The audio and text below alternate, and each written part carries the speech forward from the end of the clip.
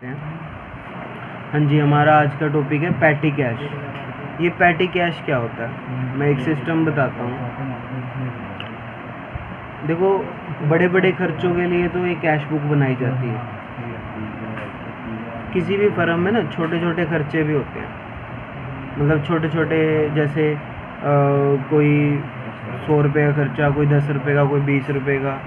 तो ऐसे खर्चों के लिए ना एक स्पेशल बुक बनाई जाती है जिसको कहा जाता है पैटी कैश बुक। इस पैटी कैश बुक में आपको अलग टाइप का फॉर्मेट बनाया गया है, बिल्कुल अलग है। अभी तक जो बनाया ना वो नहीं है, बिल्कुल अलग सा फॉर्मेट है पैटी कैश में।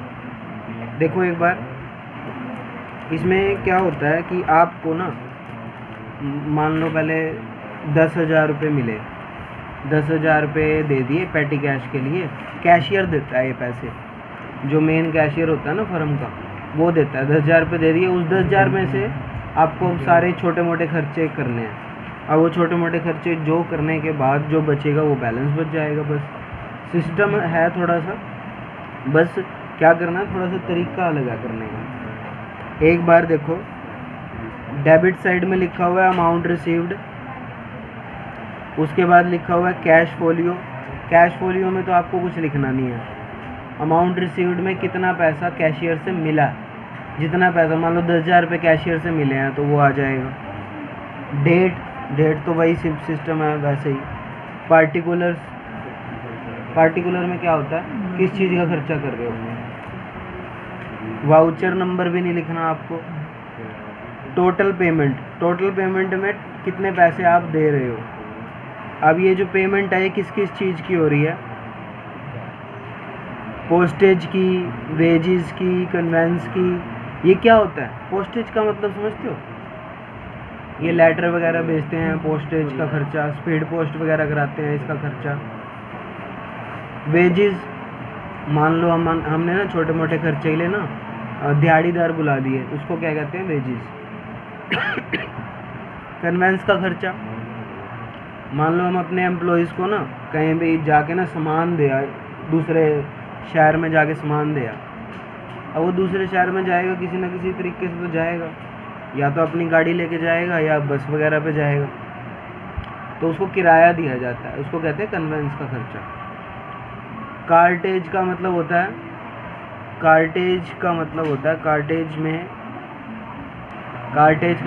भाड़ा, गाड़ी भाड़ा।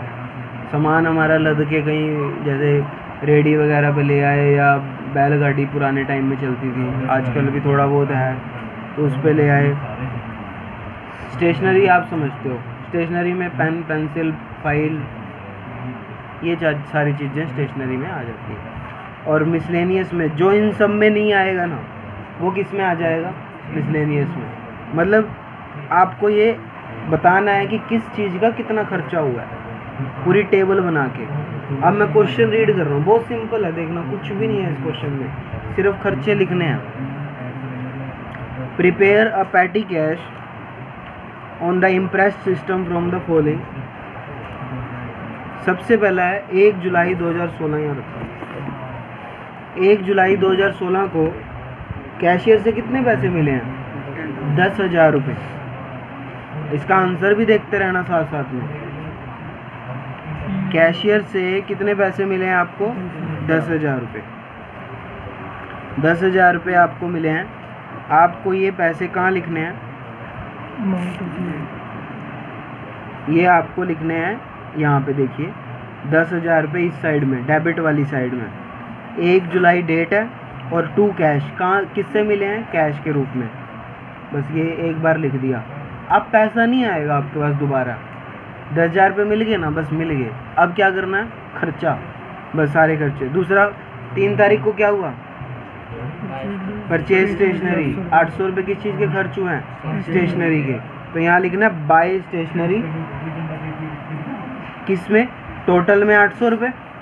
एक बार तो टोटल में लिखने हैं, और दूसरी बार कहाँ जाएगा, देखो स्टेशनरी में भी लिखा हुआ।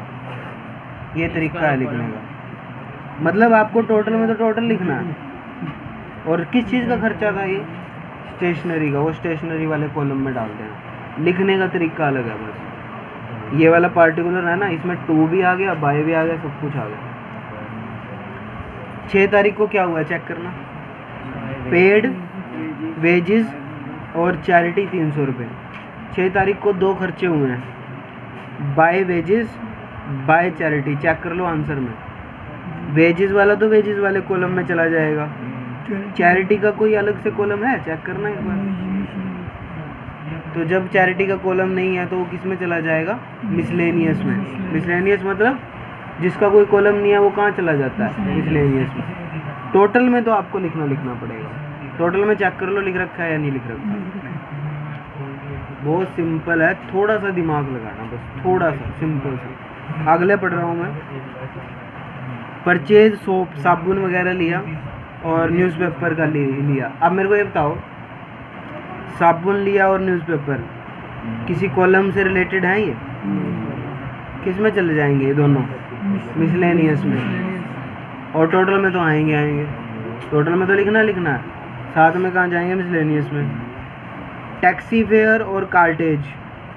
टैक्सी फेयर का मतलब है कहीं पे गए होंगे, तो जहाँ पे जाने का खर्चा मैंने बताया था किस में आएगा, जहाँ कहीं नहीं, कन्वेंस में।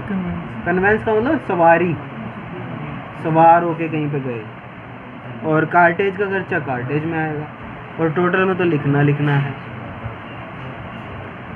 Postage expenses, postage and Telegram में भी आएगा और टोटल में आएगा। ऑटो का फेयर दिया है, ऑटो का किराया दिया है, फेयर का मतलब किराया। ऑटो का किराया किस में आएगा, कन्वेंस में। कुरियर का खर्चा किस में आएगा, पोस्टेज एंड टेलीग्राम में। कुरियर समझते हो, सामान भेजते हैं जैसे।